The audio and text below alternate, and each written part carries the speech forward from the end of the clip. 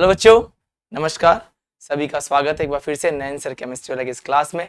तो हम लोग सेकंड गेट की बात कर रहे थे। तो हमने जो पहला अपना टॉपिक स्टार्ट किया था आवर्त सारणी पीरियोडिक टेबल हमने स्टार्ट किया था। तो काफी पॉइंट्स हमने जो लास्ट क्लास है उसके अंदर कवर कर लिए थे। एटॉमिक नंबर, एटॉमिक मास की बात की थी, परमाणु क्रमांक, द्रव्यमान संख्या की समस्थानिक क्या होते हैं, समभारी क्या होते हैं, आइसोटॉप्स, आइसोबार्स की हमने बात की थी। और सबसे इंपॉर्टेंट टॉपिक मैंने आपको इसके अंदर बताया था सम इलेक्ट्रॉनिक या आइसो इलेक्ट्रॉनिक की मैंने बात कर ली। ठीक है, फिर आपको लास्ट में जाते जाते डायगोनल रिलेशनशिप, विकर्ण संबंध और इनर्ट पेयर इफेक्ट, अक्र युग्म प्रभाव पढ़ाया था। ठीक है जी, चलो जी अब हम नेक्स्ट पॉइंट की बात करते हैं। जब यहां से अब चलेगा, ये अब आधा पार्ट है। आधा पार्ट हमने अब तक पढ़ लिया है, अब हम आधे पार्ट की बात करने वाले हैं, तो उसको आप बड़े ध्यान से समझना। ठीक है, चलिए। और क्योंकि ये जो पार्ट है बहुत ही ज्यादा इंपॉर्टेंट पार्ट है, ये आपको आना ही चाहिए, क्योंकि ये दो टॉपिक जो मैं पढ़ाने वाला हूं अगर ये आपको अच्छे से आते हैं तो आने वाले चारों टॉपिक आपके लिए बहुत ही आसान है।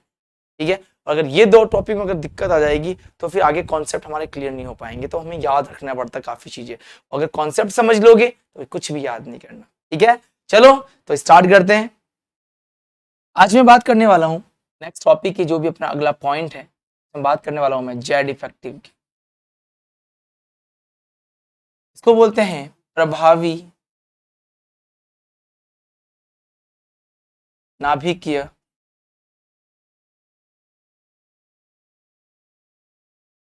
आवेश की बात करने। ठीक है, इफेक्टिव न्यूक्लियर चार्ज की बात करने वाले।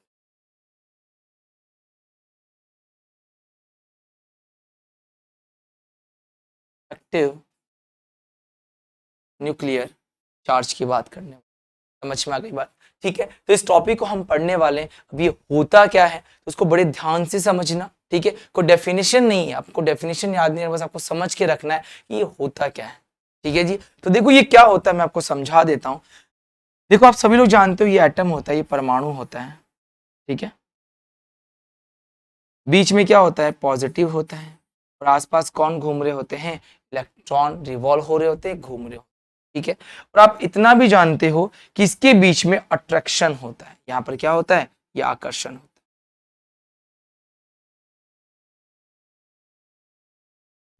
आकर्षण या अट्रैक्शन। और जो ये वाला इलेक्ट्रॉन है ये बाह्यतम कोश का इलेक्ट्रॉन है।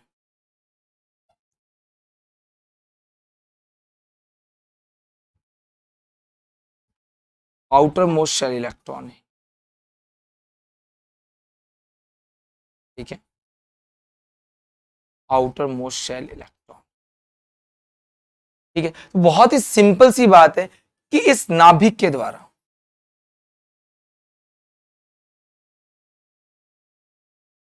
इस न्यूक्लियस के द्वारा इस नाभिक में क्या क्या होता है समझते हो सभी लोग, प्रोटॉन होता है और न्यूट्रॉन। ये सारी बातें आप पहले से जानते हो, समझते हो। ठीक है जी, चलिए तो यहाँ पे मुझे आपको ये बताना था कि जेड इफेक्टिव एक्चुअल में होता क्या है, प्रभावी नाभिकीय आवेश या इफेक्टिव न्यूक्लियर चार्ज होता है क्या। बहुत ही सिंपल सी कहानी है। ये जो पॉजिटिव है ना, न्यूक्लियस है ना, वो इलेक्ट्रॉन को जितना पकड़ के रखेगा, जितना अट्रैक्ट करके रखेगा, जितना आकर्षित करके रखेगा, वही उसका क्या कहलाएगा, जेड इफेक्टिव। तो मैंने कहा tendency to attract outer most shell electron, बाह्यतम कोश के इलेक्ट्रॉन को अपनी तरफ आकर्षित करने की क्षमता। समझ में आ गई बात। कुल मिला के ये बाह्यतम कोश के इलेक्ट्रॉन को अपनी तरफ खींच के रखेगा। ठीक है ना, तो ध्यान रखना ये इस नाभिक का क्या कहलाएगा, जेड इफेक्टिव कहलाएगा। मैं इसको शॉर्ट में जेड ई डबल एफ लिख रहा हूं, ये जेड ई डबल एफ है। हो गया, शॉर्ट में लिखा हुआ है। फुल फॉर्म है प्रभावी नाभिकीय आवेश। देख लो किसके प्रभाव की बात कर रहा है, नाभिक के आवेश की बात कर रहा है। नाभिक के आवेश का प्रभाव किस पर लगेगा, इलेक्ट्रॉन पर लगेगा। तो ये पॉजिटिव इस इलेक्ट्रॉन को जितना अपनी तरफ खींचेगा, जितना अपनी तरफ आकर्षित करेगा, जितना अपनी तरफ अट्रैक्ट करेगा, वही उसका क्या कहलाएगा, प्रभावी नाभिकीय आवेश कहलाता है। आई होप यहां तक आपको बात बिल्कुल समझ में आ गई होगी कि जेड इफेक्टिव का मतलब क्या होता है। नाभिक के द्वारा, न्यूक्लियस के द्वारा इलेक्ट्रॉन को, कौन से इलेक्ट्रॉन को, आउटर मोस्ट इलेक्ट्रॉन को, बाह्यतम कोश के इलेक्ट्रॉन को अपनी तरफ खींचना या अट्रैक्ट करना क्या कहलाता है, जेड इफेक्टिव कहलाता है। समझ में आ गई बात। तो कुल मिला के इस इलेक्ट्रॉन को अगर मुझे खींचना है तो मुझे जेड इफेक्टिव को बढ़ाना पड़ेगा। मेरी एक बात ध्यान से सुनना, मुझे इस इलेक्ट्रॉन को क्या करना है, खींचना है। और खींचे दो तरीके से सकता है, या तो बहुत ही मजबूती से स्ट्रांग तरीके से खींचेगा या बहुत वीक या दुर्बल तरीके से खींचेगा। दो बातें हो सकती है, या बहुत ज्यादा खींचेगा या बहुत कम खींचेगा। समझ में आ गई बात? या बहुत ज्यादा अट्रैक्ट करेगा या कम अट्रैक्ट करेगा। ये बात समझ गए आप लोग? तो डिपेंड किस पे करेगा? इस पॉजिटिव पे। ये पॉजिटिव किस पे डिपेंड करता है? प्रोटॉन पे। कि प्रोटॉन जितने ज्यादा होंगे, ध्यान सुना, प्रोटॉन का नंबर जितना ज्यादा होगा, जितने प्लस ज्यादा होंगे, उतना ज्यादा ये पॉजिटिव बढ़ेगा। जितना ज्यादा पॉजिटिव बढ़ेगा, इलेक्ट्रॉन को अपनी तरफ उतना ही खींचेगा, और जितना खींचेगा उतना क्या बढ़ जाएगा? इसका जेड इफेक्टिव बढ़ जाएगा। वापस सुनना, ये न्यूक्लियस नाभिक का जो प्लस है किस पे डिपेंड करता है? प्रोटॉन पे डिपेंड करता है। तो प्रोटॉन का नंबर बढ़ेगा तो प्लस बढ़ेगा, प्लस बढ़ेगा तो अट्रैक्शन या आकर्षण बढ़ेगा। किन पर बढ़ेगा? इलेक्ट्रॉन पे बढ़ेगा, और जितना ज्यादा बढ़ेगा उसका क्या बढ़ेगा? जेड इफेक्टिव बढ़ेगा। समझ में आगे बात? और एक बात आप जानते हो, प्रोटॉन का नंबर बढ़ता है तो एटॉमिक नंबर बढ़ता है। लास्ट वाली क्लास में सिखाया था, परमाणु क्रमांक बढ़ता है। तो मैं ये कह सकता हूं, परमाणु क्रमांक या एटॉमिक नंबर बढ़ेगा तो प्रोटॉन बढ़ेंगे। ठीक है, प्रोटॉन बढ़ेंगे तो पॉजिटिव बढ़ेगा, पॉजिटिव बढ़ेगा तो अट्रैक्शन बढ़ेगा। जितना ज्यादा अट्रैक्शन बढ़ेगा, आकर्षण बढ़ेगा, उतना ज्यादा क्या बढ़ेगा? जेड इफेक्टिव बढ़ेगा। क्या मेरी बात सबको समझ में आ गई आराम से? ठीक है, चलिए मैं एक एग्जांपल लिख देता हूं पूरा। तो मैंने यहां पर एक बात बोली, यहां पर ये पॉजिटिव है और ये कौन है? इलेक्ट्रॉन। इनके बीच में यहां पर क्या हो रहा है? आकर्षण। ठीक है, ये हो रहा है आकर्षण।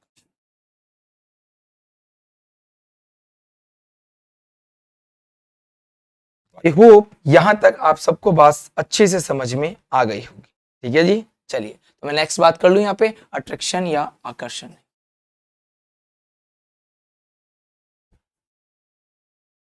ठीक है, तो मैंने कहा जितना ज्यादा ये पॉजिटिव बढ़ाना है तो मुझे क्या बढ़ाना पड़ेगा? प्रोटॉन का नंबर। जितना ज्यादा प्रोटॉन का नंबर बढ़ेगा, या मैं ये मान लेता हूं, या फिर ये मैं एक बात, छोटी सी बात आपके सामने बोल देता हूं, जितना ज्यादा जेड बढ़ेगा। जेड समझते हो? जेड का मतलब क्या होता है? परमाणु क्रमांक। क्या होता है? परमाणु क्रमांक, एटॉमिक नंबर। हो गया? तो जेड बढ़ेगा तो प्रोटॉन बढ़ेगा। समझ गए यहां तक? और अगर प्रोटॉन बढ़ेगा तो पॉजिटिव चार्ज बढ़ेगा। जितना ज्यादा पॉजिटिव चार्ज बढ़ेगा, इलेक्ट्रॉनों पर आकर्षण बढ़ेगा, अट्रैक्शन बढ़ेगा। और जितना ज्यादा अट्रैक्शन बढ़ेगा, उतना ज्यादा कौन बढ़ेगा? जेड इफेक्टिव बढ़ेगा। ये सारी बातें आपको समझ, ध्यान रखना, एक एक बात बड़े ध्यान से समझना। ठीक है जी, चलिए तो फटाफट नोट कर लीजिए, फटाफट नोट कर लीजिए। तो आई होप यहां तक आपको चीज समझ में आ गई होगी। ठीक है, चलिए नोट कीजिए फटाफट, फिर हम आगे बात करते हैं। हो गया? आगे बात कर लूं मैं अब? सबको क्लियर हो गया है? अरे सिंपल सी कहानी है, पॉजिटिव इलेक्ट्रॉन को खींचेगा। खींचने के लिए एटॉमिक नंबर ज्यादा होना चाहिए, प्रोटॉन ज्यादा होना चाहिए, पॉजिटिव ज्यादा होना चाहिए, आकर्षण अट्रैक्शन ज्यादा होना चाहिए, तो जेड इफेक्टिव ज्यादा। क्लियर है यहां तक? तो आई होप यहां तक आपको समझ में आ गया। यहां पर मैं आपको एक छोटी सी बात बताता हूं। क्या बताना था मेरे को? ये पॉजिटिव है, एक ये पॉजिटिव है। मैंने मान लिया है कि दोनों एटम की साइज सेम है, दोनों परमाणु का आकार क्या है? समान। ठीक है, ये इलेक्ट्रॉन है और ये भी क्या है? दोनों इलेक्ट्रॉनों का न्यूक्लियस के प्रति क्या है? अट्रैक्शन।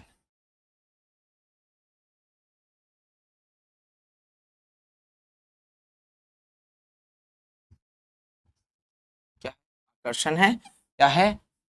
आकर्षण या अट्रैक्शन।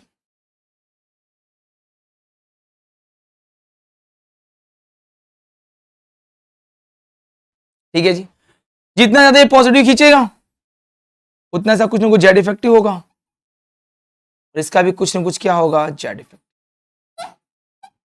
तो पहली बात मुझे देख के बताओ, दोनों में से किसका जेड इफेक्टिव ज्यादा है? भाई जिसका पॉजिटिव ज्यादा होगा, तो इसका पॉजिटिव ज्यादा है तो इसका जेड इफेक्टिव भी ज्यादा है, क्योंकि इसका अट्रैक्शन आकर्षण क्या है? ज्यादा है।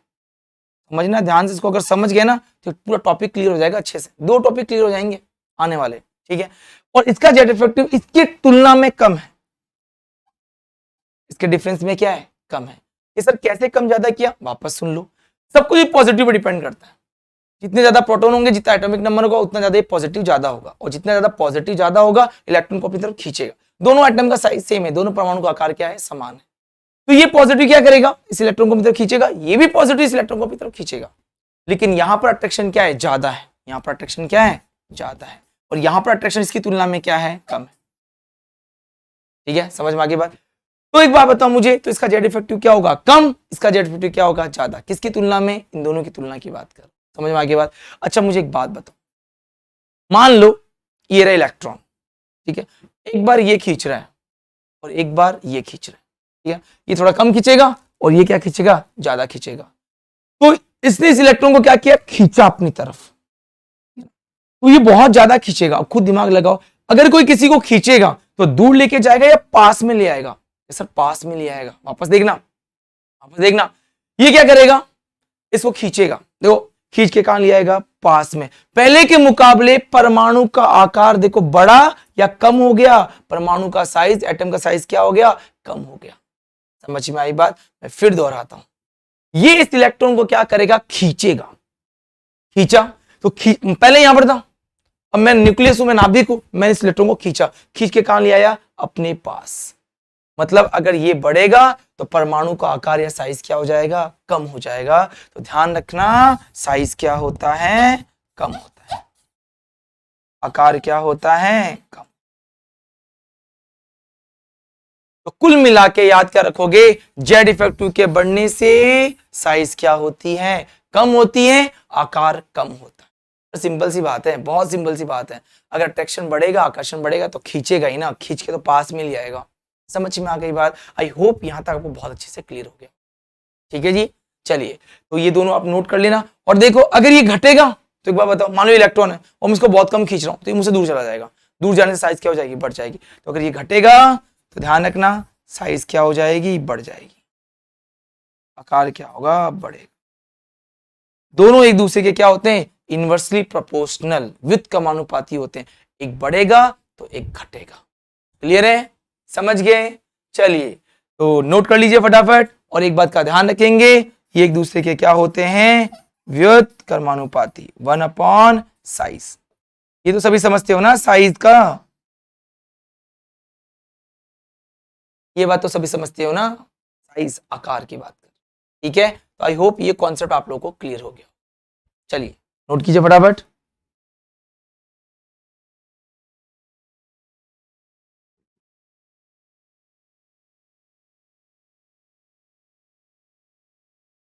हो गया यहां तक? क्लियर है? चलिए नेक्स्ट बात कर लूं। तो कुल मिला के नोट डाल के अपनी कॉपी में लिख के रखना। क्या लिख के रखोगे अपनी कॉपी में? कैसे? ये लिख के रखेंगे कि अगर जेड इफेक्टिव बढ़ता है तो साइज क्या होता है? आकार क्या होता है? घटता है। इस बात को आप लोग ध्यान रखना।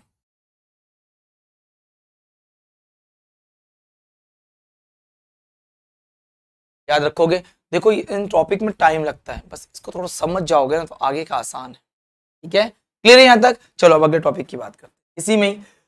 अब देखो भाई, अब बात करते हैं पीरियोडिक टेबल में जेड इफेक्टिव कैसे बढ़ता और घटता है। तो पीरियोडिक टेबल या आवर्त सारणी में मैं 2 डायरेक्शन में चला करूंगा। एक चलूंगा लेफ्ट से राइट, बाएं से दाएं। एक चलूंगा अप टू डाउन, ऊपर से नीचे।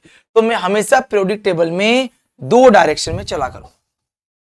अब इस बात को आप ध्यान से समझना, एक चलूंगा मैं लेफ्ट टू राइट, क्लियर है, और एक में चलूंगा अप टू डाउन। कौन सा है? लेफ्ट टू राइट, बाएं से दाएं।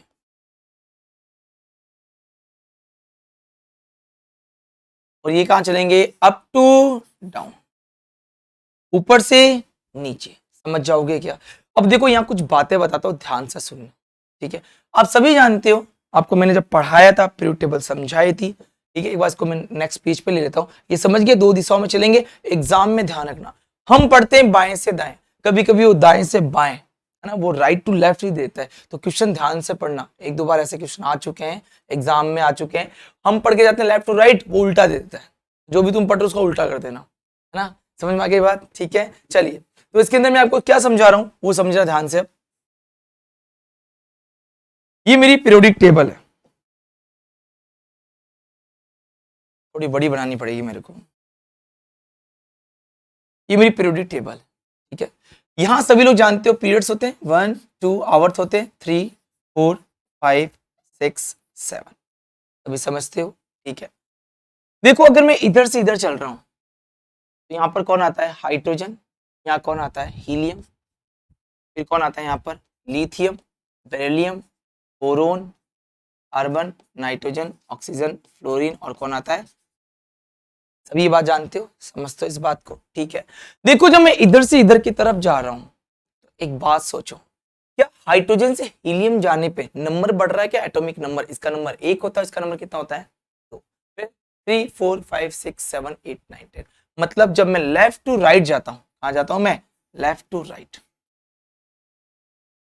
बाएं से दाएं की तरफ मैं जाता हूं, मूव करता हूं, इस डायरेक्शन में अगर मैं जाता हूं तो यहां पर मुझे एक बात ये समझ में आ रही है कि सर इधर से इधर जाने पे पहली बात आपको याद रखना, शैल या कोश समान रहती है। एन कोई बोल रहा हूं कोश, कोश कोई मैं क्या बोल रहा हूं जी, शैल।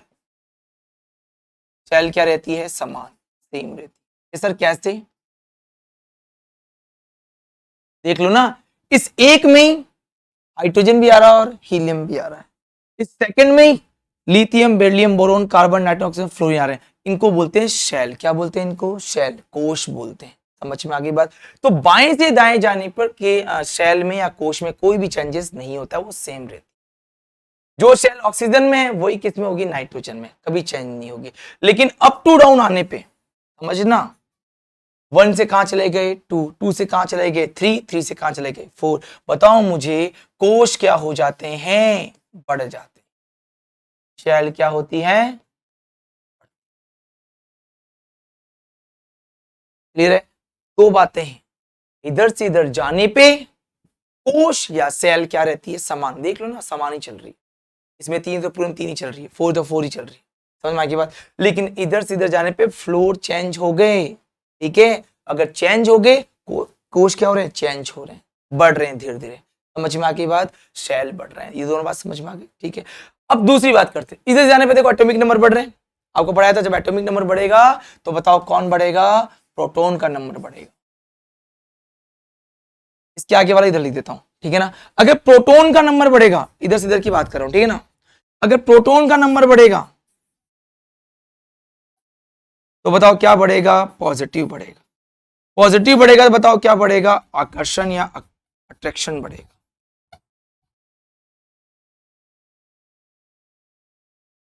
और आकर्षण और अट्रैक्शन बढ़ेगा तो बताओ कौन बढ़ेगा, जेड इफेक्टिव बढ़ेगा। समझ में आ गई बात, क्लियर है क्या यहां तक अच्छे से। तो इधर से इधर जाने पे जेड इफेक्टिव क्या होता है, बढ़ता है। अगर जेड इफेक्टिव बढ़ेगा तो साइज क्या हो जाएगी, साइज क्या हो जाएगी, कम हो जाएगी। समझाया था क्या अच्छे से, क्लियर है। अब देखो अप टू डाउन आने पे क्या हो रहा है, अप टू डाउन आने पे देखो क्या हो रहा है, कोश या शेल क्या हो रही है, बढ़ रही है। सर इसका मतलब क्या हो गया, देखो ना, कोश या शेल बढ़ने का मतलब ये पॉजिटिव है, ये शेल है, फिर दूसरा पॉजिटिव है, एक शेल, फिर क्या आ गई, 2 शेल, फिर तीसरा पॉजिटिव है, एक शेल, 2 शेल, फिर 3 शेल। खुद दिमाग लगाओ, जैसे जैसे मैं अप टू डाउन आ रहा हूं, शेल क्या हो रही है, बढ़ रही है। मतलब इलेक्ट्रॉन क्या हो रहा है, बाहर वाला न्यूक्लियस से कहां जा रहा है, नाभिक से कहां जा रहा है, दूर जा रहा है। जितना न्यूक्लियस से दूर जाएगा, नाभिक से दूर जाएगा, अट्रैक्शन क्या हो जाएगा, आकर्षण क्या हो जाएगा, कम, इलेक्ट्रॉन कहां चला जाएगा, दूर। तो ऊपर से नीचे आने पे शेल के बढ़ने से बताओ मुझे क्या बढ़ जाता है, सॉरी, शेल के बढ़ने से क्या होता है, जेड इफेक्टिव कम होता है। क्यों कम होता है भाई, क्योंकि इलेक्ट्रॉन दूर जा रहा है, और इलेक्ट्रॉन दूर चला जाएगा तो अट्रैक्शन ही नहीं हो पाएगा। भले एटॉमिक नंबर बढ़ता है ऊपर से नीचे आने पे, परमाणु क्रमांक भी बढ़ता है, लेकिन उससे क्या मतलब, परमाणु क्रमांक एटॉमिक नंबर बढ़ रहा है, पॉजिटिव भी बढ़ रहा है, लेकिन पॉजिटिव के साथ साथ एटम की साइज भी बढ़ती जा रही है। देखो ना, शेल भी बढ़ती है, कोश बढ़ता जा रहा है, और कोश जितना ज्यादा बढ़ता चला जाएगा, मुझे बताओ न्यूक्लियस है कितना भी बड़ा हो, इलेक्ट्रॉन को अट्रैक्ट कर पाएगा क्या? नहीं। अरे तुम्हारे घर से पड़ोसी 10 किलोमीटर दूर है, क्या तुम उसे हाई कर सकते हो क्या? नहीं कर सकते हो। समझ रहे हो मेरी बात मैं क्या कह रहा हूँ? ठीक है, चलिए, तो जैसे जैसे ऊपर से नीचे आओगे अट्रैक्शन कम हो जाएगा, अट्रैक्शन कम हो जाएगा तो जेड इफेक्टिव कम हो जाएगा, और जेड इफेक्टिव कम होगा तो कौन बढ़ जाएगा? साइज बढ़ जाएगा। कौन बढ़ जाएगा? आकार बढ़ जाएगा। क्लियर है क्या सबको? ठीक है, एक बार नोट करो, स्क्रीनशॉट ले लो, फिर आगे बात करते हैं।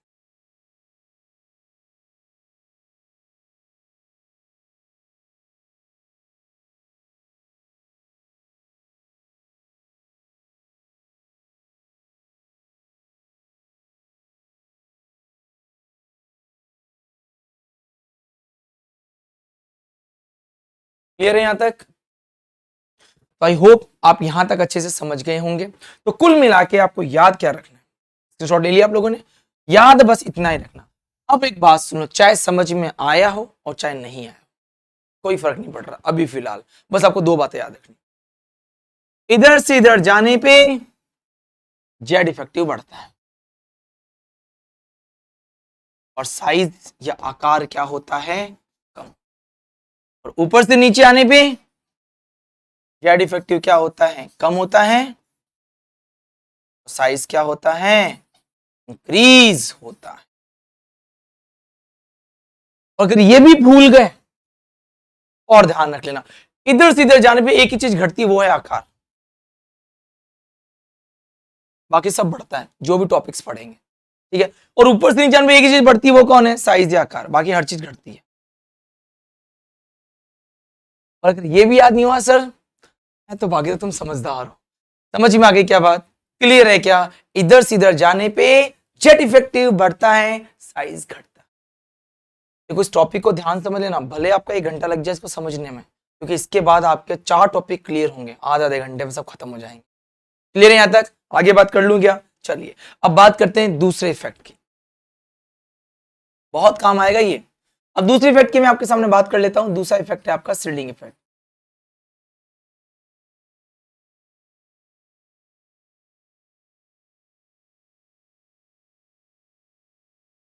दूसरा है आपका परिरक्षण प्रभाव।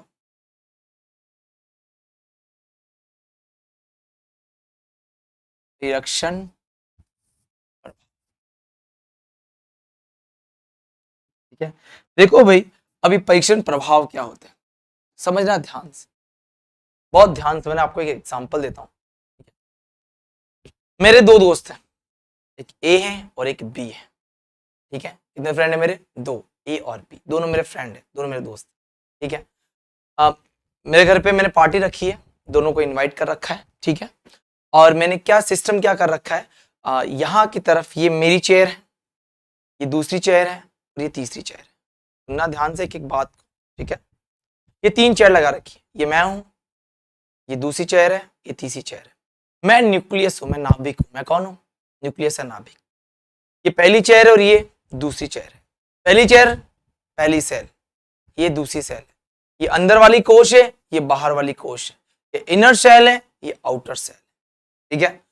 अब पहला ए आया, मेरा बेस्ट फ्रेंड था, ए आया, आराम से खाना खाना है, वो आके यहाँ पे आके बैठ गया, बाहर वाली बैठ गया, यहाँ नहीं बैठा, वो बाहर वाली पे आके बैठ गया, ठीक है। तो मेरा अट्रैक्शन है इससे, मेरा दोस्त है इसलिए मेरे पास मिलने आया है वो, ठीक है। वो यहाँ पे आके बैठ गया। कहाँ बैठा है? बाहर। कैसे अंदर क्यों नहीं बैठा? उसका मन नहीं था, नहीं बैठा, वो बाहर ही बैठा है अभी, ठीक है। अब हुआ क्या, बी आया। अब बी को चेयर खाली दिखी, केवल अंदर वाली, वो अंदर आके बैठ गया। तो बताओ मेरा पहला दोस्त कहाँ बैठा? बाहर वाले में। दूसरा दोस्त कहाँ बैठा? अंदर वाले में। अब मेरी फ्रेंडशिप दोनों से है, लेकिन ये दोनों आपस में दुश्मन है। तो दिमाग लगाओ, अगर दुश्मन है तो पास में रहेंगे या दूर चले जाएंगे? ये वाला अपनी टेबल खिसका के इधर बैठ जाएगा कि भाई मेरी तेरी बात नहीं है। खुद दिमाग लगाओ, पहले के मुकाबले मेरे से इसकी डिस्टेंस या दूरी क्या हो गई? बढ़ गई। यही प्रभाव कहलाता है परिरक्षण प्रभाव। क्या मतलब हुआ? समझाना, बिल्कुल समझाता हूं, समझना ध्यान से। मान लेता हूं ये पॉजिटिव है, 2 चेयर लगा रखी है कि ये वाली, क्लियर है क्या? ये वाली चेयर जो है ये है बाह्यतम कोश।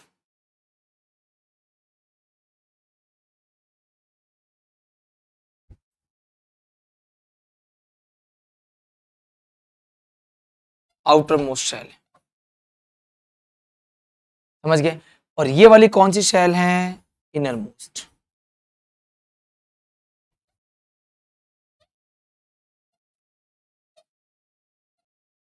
आंतरिक कोश।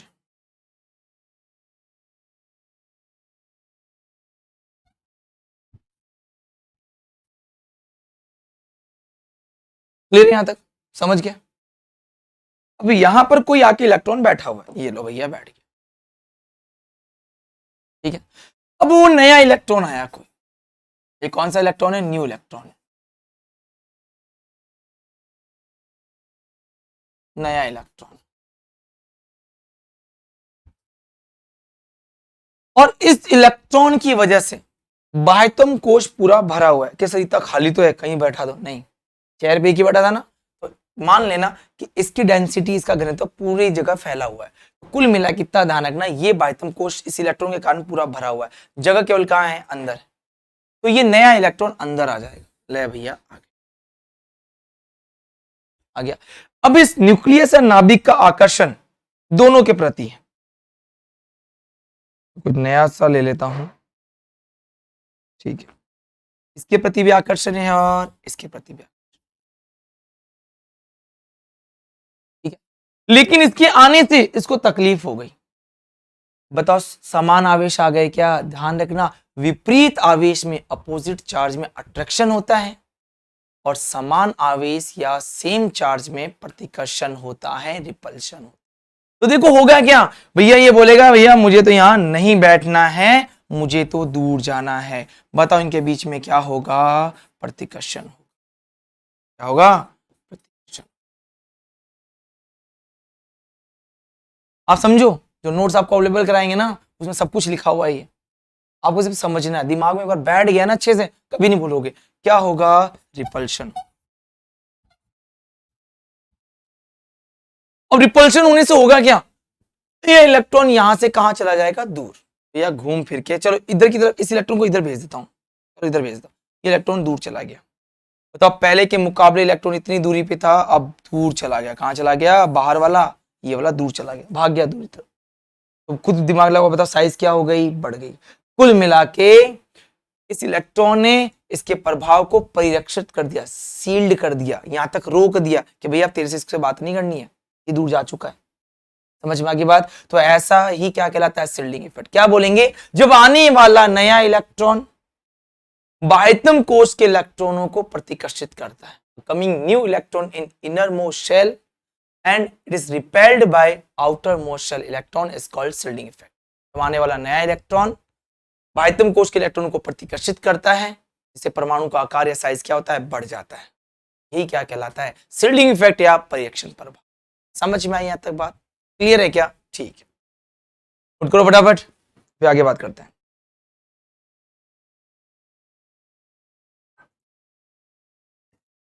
हो गया? ठीक है, चलो स्क्रीनशॉट ले लिया इसका, जो बात बोली उस बात को ध्यान रखना है, लिख लेना, ठीक है जी। चलो, तो कुल मिला के बात यह है कि हमने साइज के लिए दो बातें ध्यान ली,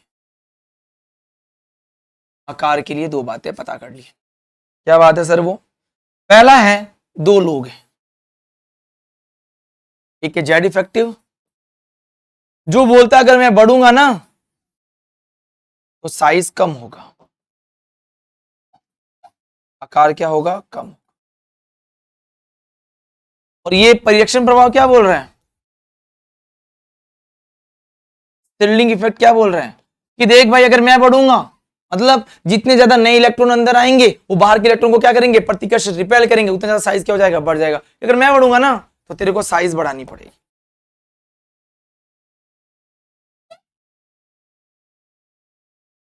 तुझे आकार क्या करना पड़ेगा? बढ़ाना पड़ेगा। समझ में आ गया? तो एक जनाब बोल रहे हैं कम करो अगर मैं बढ़ूंगा, एक बोल रहा है अगर मैं बढ़ूंगा ना तो ये भी बढ़ेगा। समझ में आ गई बात? दोनों का कॉन्सेप्ट अलग अलग है। ये परीक्षण प्रभाव काम में आएगा आपके एफ ब्लॉक एफ और डी में काम में आता है। ये पूरे पीरियोडिक टेबल में काम में आएगा। ये इफेक्ट कहाँ काम आएगा? पीरियोडिक टेबल, चाहे एस हो, चाहे पी हो, चाहे डी हो, चाहे एफ, ये केवल काम आएगा एफ और डी के साथ। इसी में क्यों काम आ रहा है, जब पढ़ेंगे तब बता देंगे। तो यहां तक क्लियर हो गया है। देखो इस क्लास को बड़े तरीके से और अच्छे से पढ़ लेना। सबसे इंपॉर्टेंट क्लास मानी जाती है पीरियोडिक टेबल आवर्त सारणी की, क्योंकि ये हमारे 4 टॉपिक अच्छे से निकाल देगी। आपने पढ़ा होगा, सुना होगा, त्रिज्या, आईपी, ईए, ईएन सुना है ना, उन सब की बात करने वाले हैं। समझ में आ गई बात? तो आई होप यहां तक आप चीजें समझ गए होंगे। अब मैं आगे बात कर, ठीक है? चलिए तो फटाफट इसका स्क्रीनशॉट ले लो और ऐसी चीजें नोट्स में तैयार करो, ठीक है? मैं तो दूंगा ही, आप भी तैयार करें, ठीक है ना? आपका क्वेश्चन यहां से बाहर नहीं जाने वाला है, ठीक है? चलिए नेक्स्ट कर। अब पहले इसमें कुछ टॉपिक्स की बात करेंगे पीरियोडिक टेबल में। कौन कौन से टॉपिक्स की बात करेंगे? तो बात करेंगे यहाँ पे परमाणुक आकार की,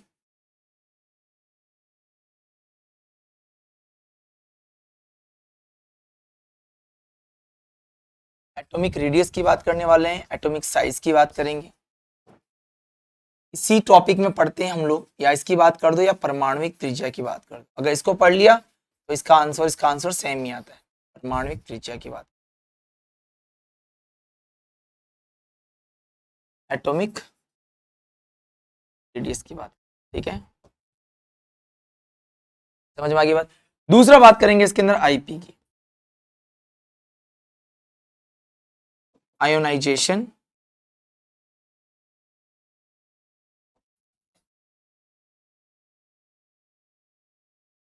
पोटेंशियल, आयनन विभव की बात करें। इसके और भी कई नाम होते हैं, हर एक के नाम की बात करेंगे, ठीक है? आयनन विभव क्लियर हो गया। अगर हम बात करेंगे आईपी के बाद किसकी बात करेंगे? ईए की, नाम होता है इलेक्ट्रॉन एफिनिटी।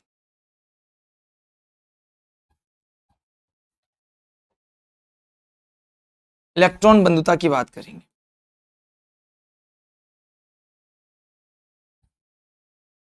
ठीक है?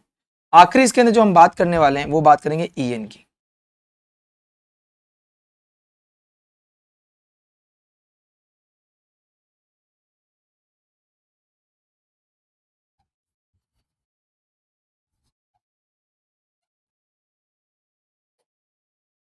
ऋणात्मकता की बात करेंगे।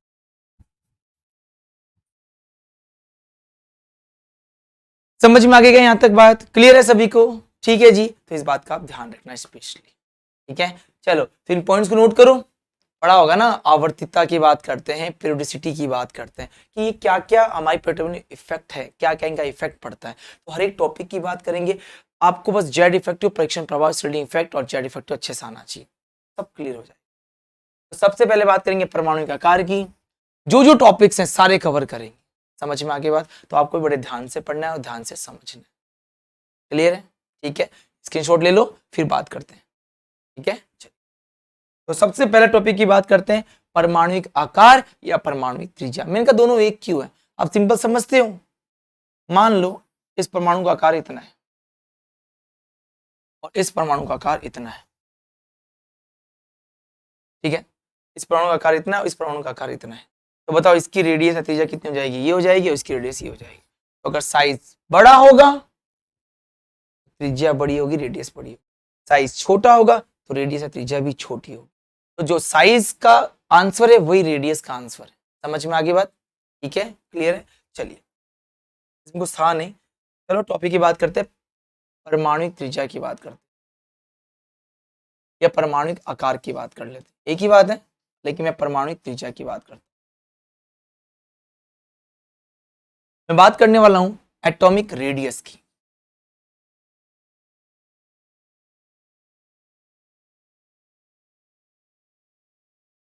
ठीक है, क्या होती है एटॉमिक रेडियस? तो बहुत सिंपल तरीका है। ये कोई एटम है, बीच में पॉजिटिव है और ये क्या है? इलेक्ट्रॉन। कौन सा इलेक्ट्रॉन है ये? बाह्यतम कोश का इलेक्ट्रॉन।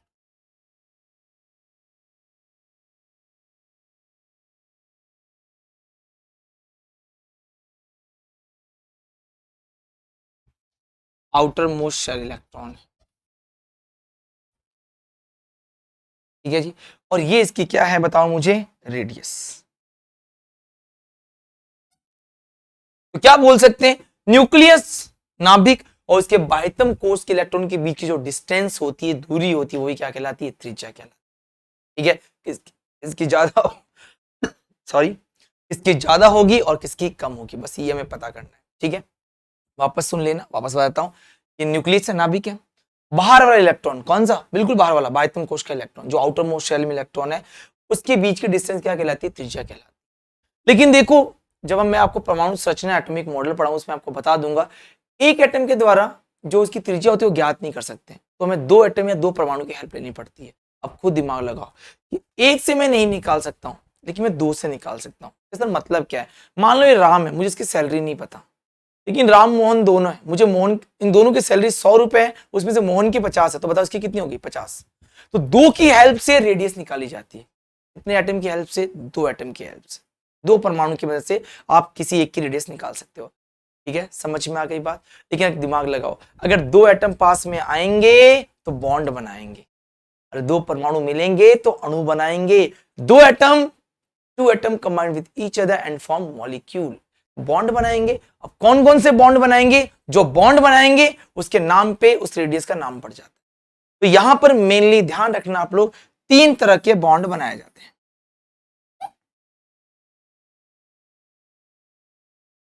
तीन तरह के बॉन्ड बनेंगे यहां पर मेनली। ठीक है, मैं इसको थोड़ा सा ऊपर कर देता हूं, चलो एक बार लिख देता हूं फिर। एक बनेगा सह संयोजक त्रिज्या, सह संयोजक त्रिज्या।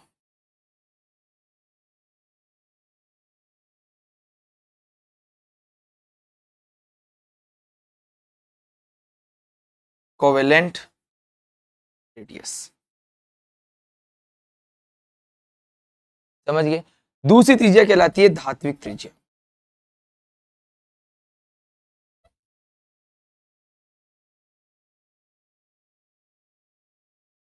कौन सी कहलाएगी, मेटेलिक रेडियस।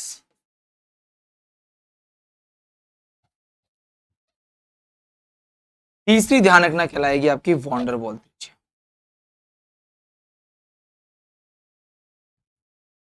देखो ये सब अभी समझ में आ जाएगी, समझते रहना।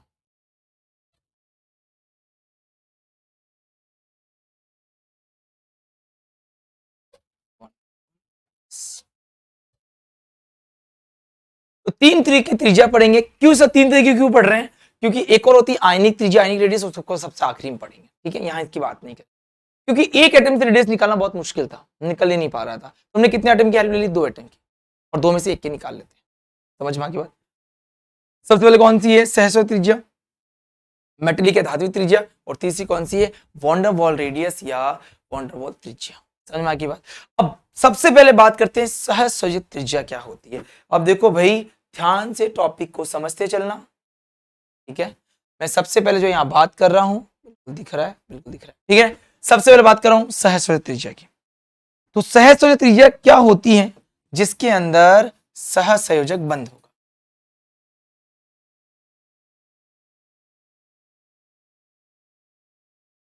जिन परमाणुओं के बीच में क्या हो, सहसंयोजक बंध हो, उसमें जो त्रिज्या बनेगी, रेडियस बनेगी, क्या कहलाएगी, सहसंयोजक त्रिज्या। इसमें धात्विक बंध बन जाएगा,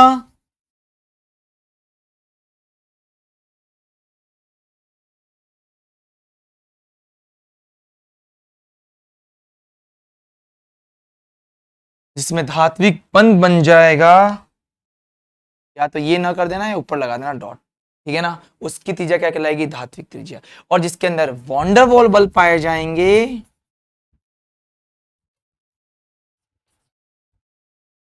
उसकी त्रिज्या क्या कहलाएगी, वॉन्डर वॉल त्रिज्या कहलाएगी। क्लियर है यहां तक।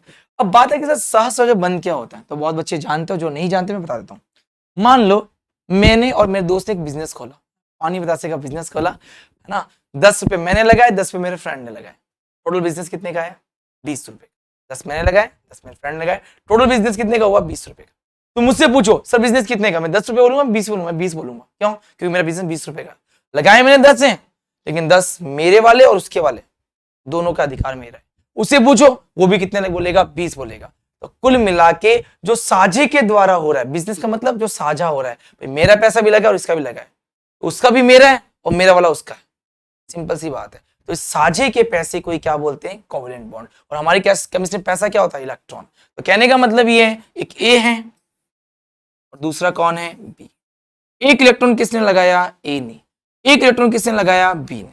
और जो ये इलेक्ट्रॉन होता है, ये कौन सा इलेक्ट्रॉन होता है, साझे का इलेक्ट्रॉन।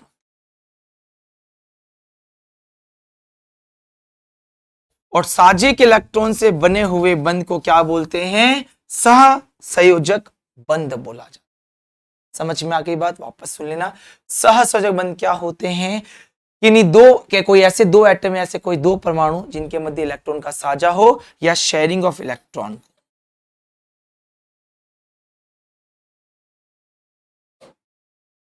क्या बोलते हैं उसको, सहसंयोजक बंध। तो यहाँ पे छोटा सा क्वेश्चन बस बताना, इसलिए इसको कुछ पढ़ा रहा हूँ, ठीक है, वरना नहीं पढ़ाता कभी इसको।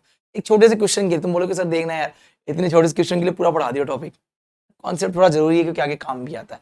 समझ में आ गई यहाँ तक बात। तो देखो यहाँ पर क्या है, ये एक एटम है, इस दूसरे एटम के साथ में वो क्या करेगा, अतिव्यापन या ओवरलैपिंग कर जाएगा, ठीक है।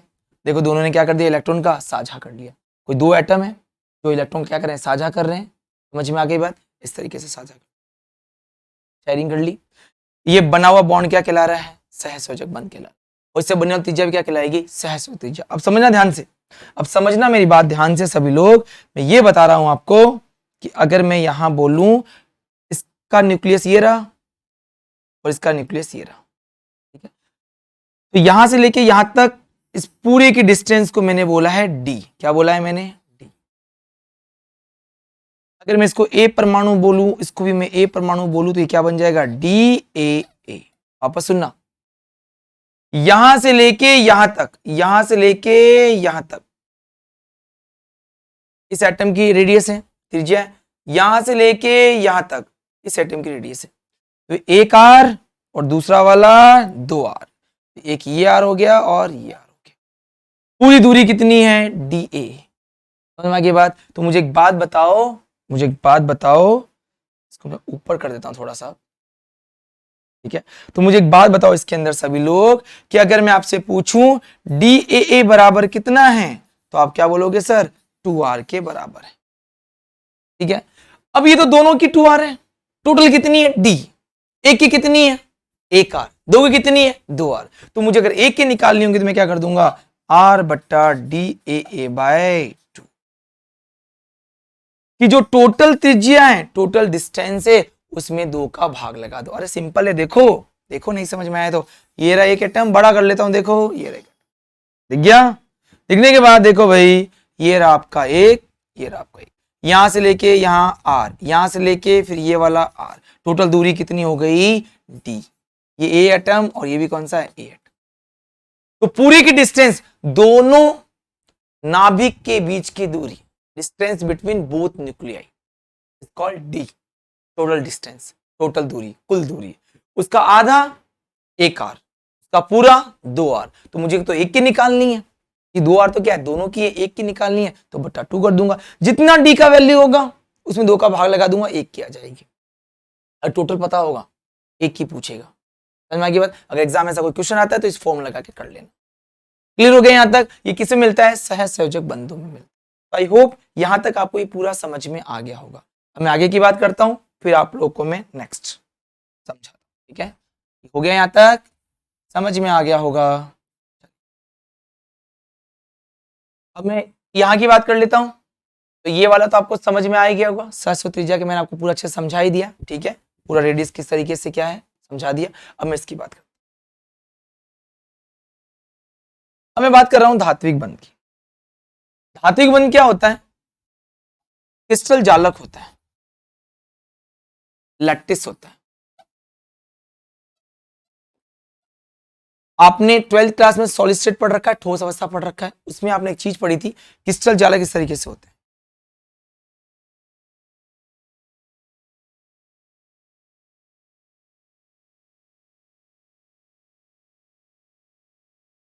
ये क्या है, परमाणु, ठीक है।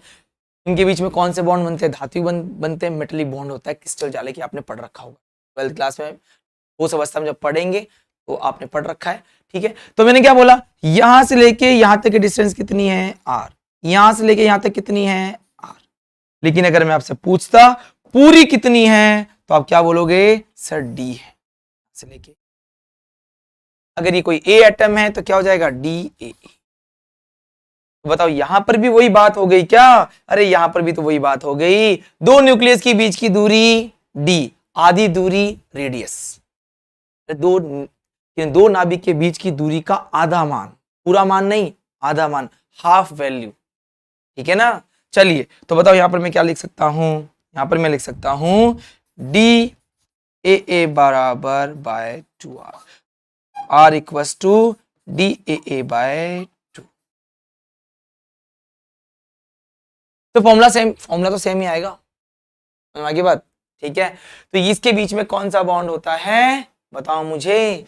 धात्विक बॉन्ड होता है, मेटेलिक, जो क्रिस्टल जाले या लैटिस वगैरह में मिलते। क्लियर है?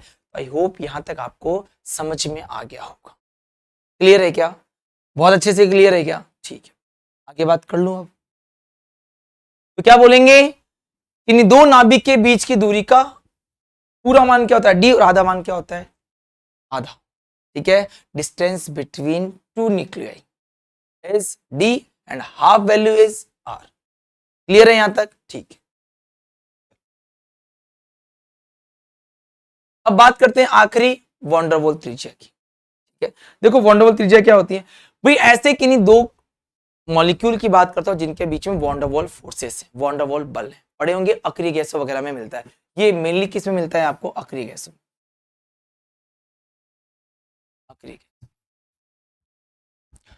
तो मैं कोई ऐसे मॉलिक्यूल की बात कर लेता हूं जिनके बीच में कौन से बल हैं? वॉन डेर वाल्स फोर्सेस है। ठीक है ना? एक ये एटम है, ठीक है, और एक एटम ये। ठीक है, आपने देखा भी होगा इस तरीके से बुक्स वगैरह में पढ़ा जाता है, एक ये एटम होता है और एक ये एटम होता है। ठीक है, इनके बीच की डिस्टेंस का आधा वैल्यू बोलते हैं। तो मैं आपको एक एक एटम से समझा रहा हूं। ठीक है ना? मान लेना ये कोई मॉलिक्यूल है, बुक्स में ऐसा होता है ना, इस तरीके से होता है। ठीक है ना? अब इन दोनों के बीच में कौन सा बल है? वॉन डेर वाल्स फोर्स है। वही जो बेटा वॉन डेर वाल्स फोर्स होते हैं ना जी, ये होते हैं दुर्बल। कैसे होते हैं? दुर्बल, वीक होते हैं, वीक बल होते हैं, वीक फोर्स होते हैं। आकर्षण बहुत कमजोर होता है। अगर आकर्षण कमजोर है इन दोनों का तो ये पास पास रहेंगे, दूर दूर रहेंगे, दूर दूर रहेंगे। ठीक है, तो मैंने कहा यहां से लेके यहां तक की डिस्टेंस आर है, यहां से लेके इसकी डिस्टेंस कितनी है? आर। सॉरी,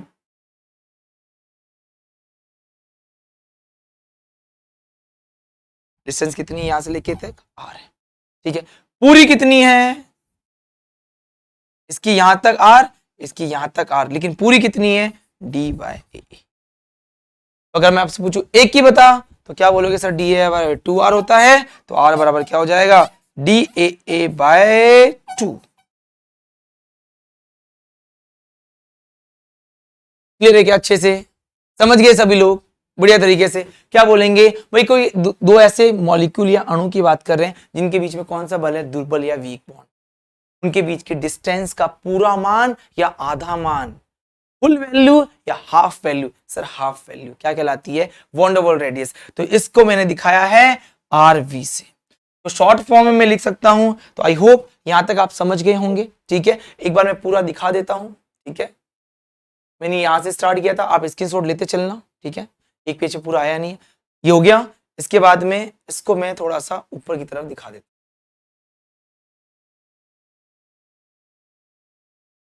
दिख रहा है? बिल्कुल पूरा दिख रहा है, कोई दिक्कत नहीं है, बढ़िया दिख रहा है। बस वो उधर लास्ट वाला नहीं दिख रहा, ऊपर अपॉन में 2 हो जाएगा। ठीक है जी, चलिए तो आई होप यहां तक क्लियर हो गया सभी को अच्छे से। चलिए तो थोड़ा सा और ऊपर कर देता हूं, ये रहा पूरा। ठीक है, कर लोगे आराम से। देखो तो मैंने यहां पर कुछ शॉर्ट फॉर्म बना ली है। मैंने इसको बोल दिया, क्वेश्चन पूछा गया सवाल है, इसको मैंने आरसी बोल दिया है शॉर्ट में, इसको मैंने आरएम बोल दिया है, और इसको मैंने आरबी बोल दिया। अब एक क्वेश्चन है, किसकी रेडियस ज्यादा है? देखो भाई, पहला वाला कोवलेंट रेडियस सहस्त्र त्रिज्या ऐसे है, दूसरा धात्विक इस तरीके से है, और तीसरा वॉन डेर वाल्स वाला इस तरीके से। खुद दिमाग लगाओ, डिस्टेंस ज्यादा कहाँ है, दूरी जहां ज्यादा होगी वहां त्रिज्या ज्यादा होगी। वॉन्डर वॉल वाले की त्रिज्या रेडियस ज्यादा होती है, फिर मेटेलिक वाले की, धात्विक वाले की, और फिर किसकी होती है, सहसंयोजक या कोवलेंट वाले की। बस यही बताना था, क्या है, समझ गए। तो अगर आपसे कभी भी रेडियस की बात कर ले, त्रिज्या का ऑर्डर पूछ ले, तो सबसे ज्यादा किसकी होती है, आर वी की, देन आर एम की, और देन किसकी होती है, किसकी होती है जी, आर सी की।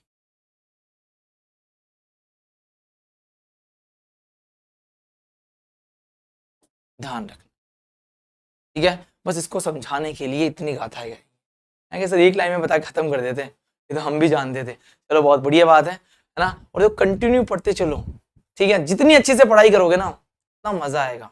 सच में जब सिलेक्शन होता है ना, बहुत खुशी मिलती है, बहुत अच्छा महसूस होता है, समझे। तो इतनी मेहनत करो ना कि बाद में अफसोस नहीं होना चाहिए, क्या थोड़ा सा और पढ़ लेता तो मेरा सिलेक्शन हो जाता। बिल्कुल कभी अफसोस मत करना, जीवन में कभी अफसोस मत रखना किसी बात का। तो लग जाओ 18-18 घंटे, 20-20 घंटे कि सर आपने पढ़ा है क्या, बिल्कुल मैंने 20 घंटे पढ़ाई की है, बिल्कुल की है, इसलिए मैं आपको गाइड कर रहा हूं। अफसोस मत करना कभी किसी चीज का, इतना अच्छे से पढ़ो कि अफसोस नहीं होना चाहिए। नहीं हो अलग बात है, मेहनत की नहीं हुआ अफसोस कम होगा, लेकिन मेहनत नहीं करते उनका और बहुत अफसोस फील होता है बाद में, थोड़ा सा और पढ़ लेता तो हो जाता। वो फिर नहीं होना, मेहनत भी की नहीं हुआ तो किस्मत की बात हो जाती है, थोड़ी सी क्वेश्चन इधर हो गए, कोई बात नहीं। लेकिन इतनी अच्छी मेहनत करो ना, है ना। आस पड़ोस वाले बोल दे भाई बबलूस हो जा अब, है अब लाइटें बंद कर दे, तेरे पढ़ाई से हम भी परेशान हो गए, थोड़ा आराम कर ले, ये निकलना चाहिए मुंह से लोगों के। बहुत पढ़ता था, समझ में आ गई बात। और जब सिलेक्शन हो जाता है ना, देखो अंदाज ही कुछ और होता है, एटीट्यूड है ना, एटीट्यूड वर्ड कुछ और ही होता है। तो अभी से ना एटीट्यूड बना के रखो, अगर जिस दिन एटीट्यूड खराब हो गया ना उस दिन इंसान खत्म।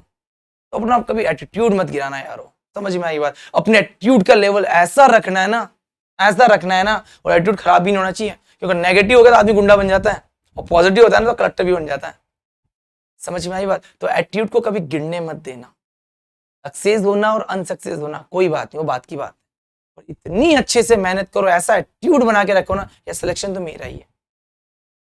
क्लियर है, बहुत लोग आपको बताए होंगे, बहुत लोग आपको सुनाए होंगे, कोई नई बात नहीं बोल रहा हूँ, बहुत लोग मोटिवेट भी इसी तरह से करते हैं, है ना, कोई नई बात नहीं है। कुछ बच्चों को फालतू लगता है, कुछ बच्चों को बहुत सुनने में अच्छा लगता है, वो करते हैं। तो जिनको फालतू लगता है कोई बात नहीं, लेकिन जिनको लगता है कि अगर ऐसा होना चाहिए तो वो करना, ठीक है। और वीक में 1 घंटा अपने लिए निकालो कुछ सोचने समझने के लिए, आज ऐसा क्या किया, क्या पढ़ा, क्या करना है, क्या छूट गया। बिल्कुल वीक में कैसा दिन निकाला करो, 1-2 घंटे निकाला करो जहां तुम अकेले हो, एक ऐसी जगह ढूंढ लो जहां तुम वहां रोज जाओ, 1 घंटे 2 घंटे बैठो, पूरा मनन चिंतन करो कि मुझे क्या करना है, मेरा क्या छूट गया, मैं क्या गलतियां कर रहा हूं जो मुझे नहीं दोहरानी है, मेरा क्यों लास्ट टाइम नहीं हुआ तो और अब मेरा क्यों होना चाहिए, और अब नहीं हुआ तो आगे मेरा क्या होने वाला है। तो खुद का सेल्फ मोटिवेट जरूरी है, टीचर्स के करने से होता है, मैं मानता हूं बच्चा मोटिवेट होता है, 100 में से कोई 2 ही होते हैं, सही में जो मैं बातें बोल रहा हूं ना, वो 100 में से केवल 2 को पसंद आएगी, बाकी बोलेंगे टाइम खराब कर रहे हैं। बिल्कुल मोटिवेशन, सेल्फ मोटिवेशन सबसे हाई लेवल पे होना चाहिए। दूसरा मोटिवेट करता है वो 5 मिनट का होता है, सेल्फ मोटिवेशन 50 घंटे का होता है। समझ रहे हो मेरी बात। 2 घंटे में मैंने किया, 2 घंटे में आपको समझ में आएगा, आपको अच्छा लगेगा या आपको बुरा लगेगा, तो आप लाइक डिसलाइक से मुझे बता दोगे। समझ में आ गई बात। तो अपना अपना एटीट्यूड नहीं खोना, समझ में आ गई बात। आगे बात करें क्या, चलिए जी, आपका थोड़ा टाइम की लिया मैंने, उसके लिए माफी चाहूंगा, है ना। चलिए तो यहां तक आपको क्लियर हो गया है क्या, अच्छे से। चलो अब आगे बात करते हैं। अब बात करेंगे हम लोग टाइप ऑफ क्वेश्चंस की, किस रेडियस में से कौन कौन से क्वेश्चंस आते हैं। तो मैं आपको हर एक टाइप के क्वेश्चंस की बात करूंगा, हर एक टाइप के क्वेश्चन को हम देखेंगे कैसे कैसे एग्जाम में आ चुके हैं। तो मैं बात करने वाला हूं यहाँ पे टाइप ऑफ क्वेश्चंस की। इसका तो मैं हिंदी नहीं लिखूंगा, ये तो सब समझ ही गए हो क्या है ये। टाइप ऑफ क्वेश्चंस की बात करने वाला, प्रश्नों के प्रकार की बात करेंगे। इन टाइप से बाहर कभी एग्जाम में कोई क्वेश्चन नहीं जाता। 6-7 टाइप है, फिक्स है, चाहे तुम हाई लेवल का एग्जाम दो, चाहे तुम लो लेवल का एग्जाम दो, चाहे तुम कोई मीडियम लेवल का एग्जाम दो, इन 6 टाइप से कभी बाहर नहीं जाता, कंफर्म बोल रहा हूं, क्योंकि ये है ही है, ठीक है। तो पहला टाइप की बात करता हूं मैं, टाइप फर्स्ट।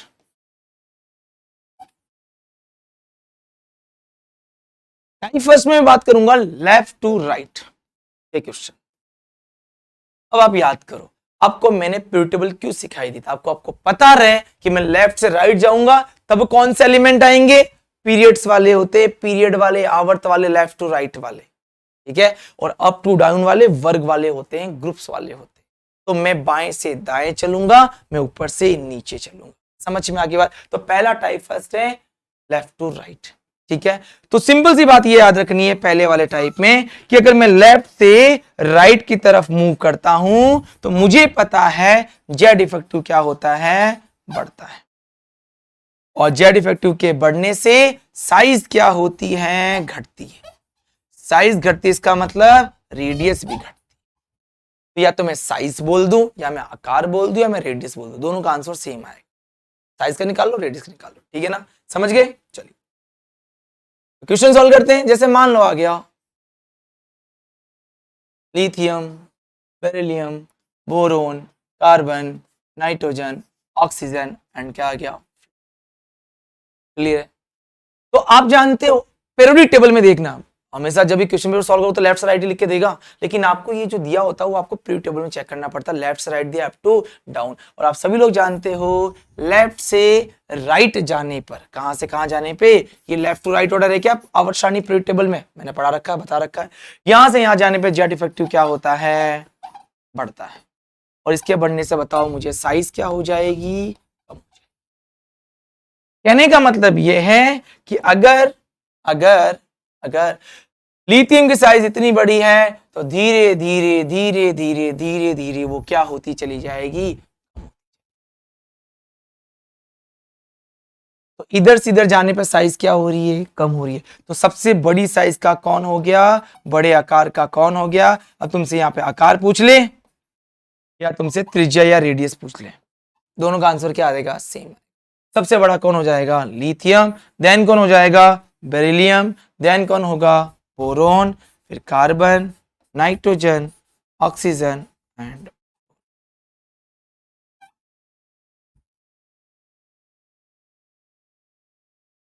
यहां तक सबको क्लियर हो गया क्या। लेफ्ट टू राइट में जाने पे साइज क्या होती है, कम। अगर ये भी भूल गए तो लेफ्ट से राइट जाने पर लेफ्ट वाला बड़ा, राइट वाला छोटा, ठीक है, समझ जाओगे। लेकिन एग्जाम में देखो तुमसे वो चालाकी करेगा, तुम पढ़ के जाते हो लेफ्ट टू राइट, और हमने जैसी रेडियस देखा, आकार देखा, हमारे तो दिमाग में यही है लेफ्ट टू राइट होता है भैया, उसने दे रखा होगा राइट टू लेफ्ट। पढ़ना ध्यान से, हम क्या पढ़ के जा रहे हैं, लेफ्ट टू राइट, वो क्या दे देगा, right to left.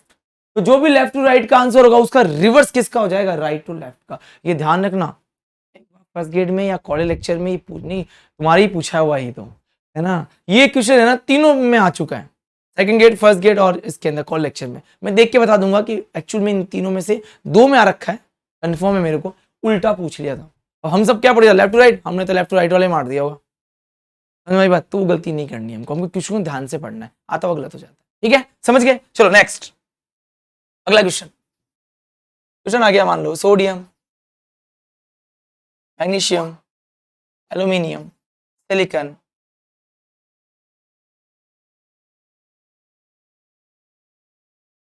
Phosphorus, sulphur, chlorine, बताओ कौन सा है ये। सर ये तो लेफ्ट टू राइट ही दे दिया, बिल्कुल लेफ्ट टू राइट दिया है। और लेफ्ट टू राइट जाने पे जेड इफेक्टिव क्या होता है, बढ़ता है। साइज क्या होती है, कम होती है। तो अगर इधर से जाने पे साइज कम हो रही है तो बड़े कौन हो गए, ये वाले। तो साइज का ऑर्डर क्या चलेगा, सबसे बड़ा कौन, sodium, magnesium, aluminium, silicon, phosphorus, sulphur और ये। क्लियर है यहां तक, समझ गए, ठीक है। चलो भाई, तो फटाफट आप लोग स्क्रीनशॉट ले लो, फिर आगे बात करते हैं।